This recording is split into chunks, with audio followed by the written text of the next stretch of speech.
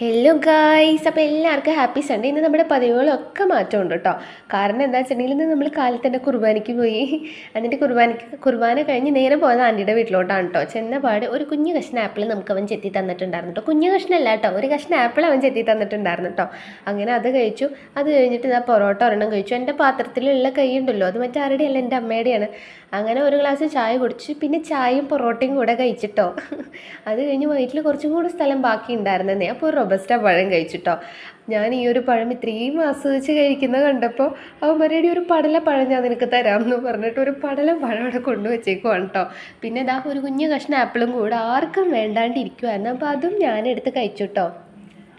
അത് കഴിഞ്ഞ് വെറുതെ നടക്കുമായിരുന്നു ഞാൻ.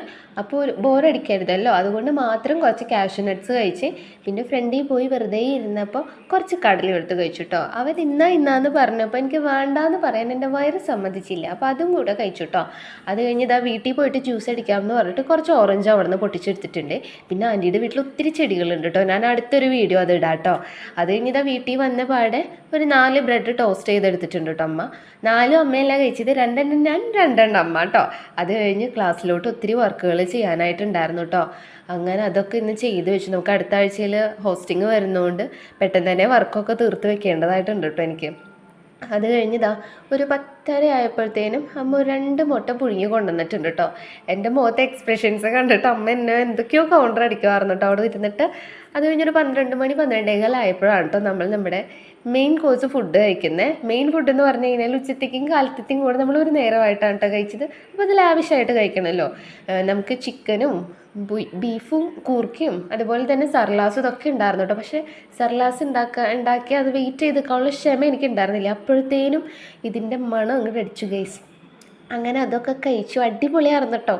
പ്രത്യേകിച്ച് പറയണ്ടല്ലോ, ആ കറിയുടെ കളറ് പോലെ തന്നെ അടിപൊളിയായിരുന്നു കേട്ടോ. പിന്നെ ഇതാ അമ്മ സർലാസൊക്കെ ഉണ്ടാക്കി, എന്നിട്ട് അമ്മ ഫുഡ് കഴിച്ചിട്ടുള്ളൂ കേട്ടോ. അത് കഴിഞ്ഞിതാ കുറച്ച് മുന്തിരി ഫ്രിഡ്ജിൽ ഇരിക്കുന്നുണ്ടായിരുന്നു. അപ്പോൾ അതൊക്കെ എടുത്തിട്ട് ഞാൻ ജ്യൂസാക്കി കേട്ടോ.